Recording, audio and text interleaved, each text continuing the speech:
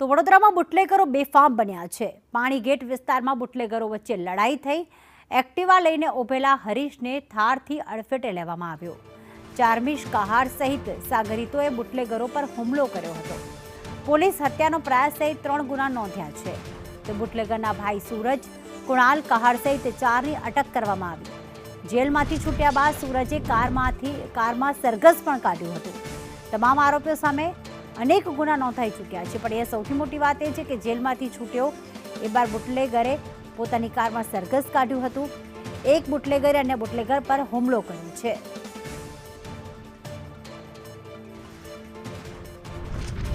તો વડોદરામાં બુટલેગર બેફામ બન્યા છે। એક બુટલેગર થારમાં સવાર, બીજો બુટલેગર બાઇક પર ઊભો હતો જેનું નામ હરીશ હતું। તેની બાઇકને અડફેટે લીધું હતું અને હાલમાં પોલીસ દ્વારા કાર્યવાહી કરવામાં આવી છે। તમામ આરોપીઓ સામે પહેલા પણ અનેક ગુના નોંધાઈ ચૂક્યા છે। જ્યારે બુટલેગરોને કાયદાનો કોઈ ડર જ ન હોય તેવું જોવા મળી રહ્યું છે।